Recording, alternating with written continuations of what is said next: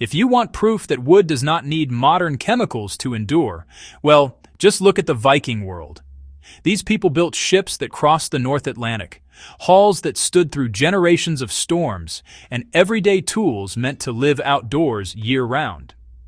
Much of that wood, has survived in cold soil, seabeds, and burial mounds for over 1,000 years. This was not accidental, and it was not primitive guesswork. Viking preservation methods were systematic, repeatable, and deeply informed by experience. What makes them remarkable is that every step relied on natural processes that modern builders often ignore. Vikings understood that rot begins with trapped moisture, not time. The Norse did not think of wood as something that expires. They understood that decay happens when moisture, oxygen, and organisms stay together too long. Their goal was never to seal wood airtight, which causes internal rot, but to control how water entered and exited the grain. Archaeological timber from Hedeby shows consistent treatment patterns aimed at drying, saturating, and ventilating wood long before it was put to use. That mindset is the foundation of everything that followed. Fire was used as a preservative tool not just for warmth. One of the most effective Viking techniques was controlled charring. Posts, beams, and planks, destined for ground contact, were briefly exposed to flame until the surface carbonized. This process destroyed surface nutrients that insects feed on and created a layer hostile to fungi. Heat also forced moisture out of the outer cells. After charring, the loose carbon was scraped away, leaving a hardened surface. You can apply this today by torching fence posts or shed supports, allowing them to cool completely, brushing off residue, and then installing them. This single step dramatically slows decay without adding toxins. Pine tar was the backbone of Viking wood preservation. The Vikings produced pine tar in earthen kilns by slowly heating resin-rich pine under low oxygen. The result was a thick, sticky substance that soaked deep into wood fibers. Unlike modern surface coatings, tar moved with the wood as it expanded and contracted. Ships treated this way resisted salt water, ice, and constant flexing. The timbers of the Oseberg ship still show tar traces after more than a millennium. To use this method today, you would warm pine tar until it flows easily, brush it onto fully dry wood, let it absorb, and then repeat over several days.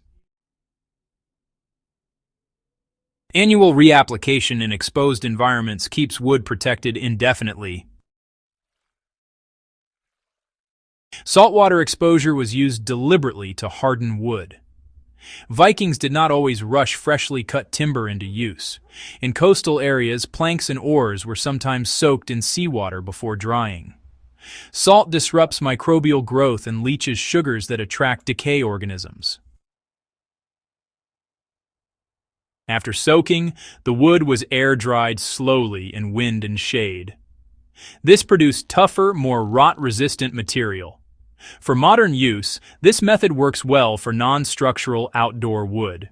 Submerge it in salt water for several weeks, then allow it to dry gradually before oiling or tarring. Patience and seasoning mattered more than perfect lumber. Viking builders accepted warped boards if they were stable. What they would not accept was rushed drying. Timber was stacked off the ground, shielded from rain, and left for years to season. Slow drying reduced internal cracks where moisture later collects. When you apply this today, resist kiln-dried shortcuts for outdoor projects. Air-dried wood, properly seasoned, often outlasts faster-dried alternatives when combined with traditional treatments. So, the design choices made by the Vikings really kept water moving instead of letting it get trapped. Preservation, was actually built right into Viking construction itself. Their ships used these overlapping planks that would shed water and also allowed for some movement. And when it came to their buildings, they featured steep roofs and raised floors. Wood was, well, rarely allowed to just sit in stagnant moisture. This is actually why structural timbers from sites like Borg show minimal rot even with all that extreme weather. Modern builders, honestly, can apply this by elevating wood off the soil, adding roof overhangs, and avoiding those tight joints where water tends to collect. Maintenance was always expected and planned right from the start. Vikings, did not believe in building something once and just forgetting about it. Ships were hauled out every year, inspected and retreated. Damaged planks were replaced before decay had a chance to spread. This maintenance culture is why wooden vessels and buildings survived long enough to become archaeological finds. Today, the same approach works. Just inspect outdoor wood every year, reapply natural treatments as needed, and, replace sacrificial components early. So, why do these methods still outperform so many modern solutions? Chemical preservatives might promise permanence, but honestly, they often trap moisture or even degrade as time goes on. Viking methods worked because they actually cooperated with wood's natural behavior instead of, fighting against it. Fire hardened the surfaces, tar fed the grain, salt discouraged life, and the design itself kept the wood dry. None of these methods relied on toxins, and the best part is, all of them can be repeated indefinitely. Here's what the Vikings understood that, modern builders often forget. Wood isn't fragile when it's treated intelligently.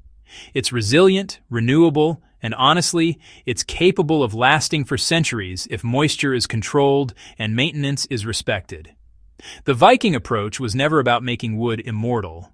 It was really about making decay predictable, manageable, and slow. If this deep, practical look at Viking preservation helped you see ancient craftsmanship in a new light, go ahead and subscribe to Past to Live, share this episode with your fellow history and survival enthusiasts, and help keep this knowledge alive by passing it on.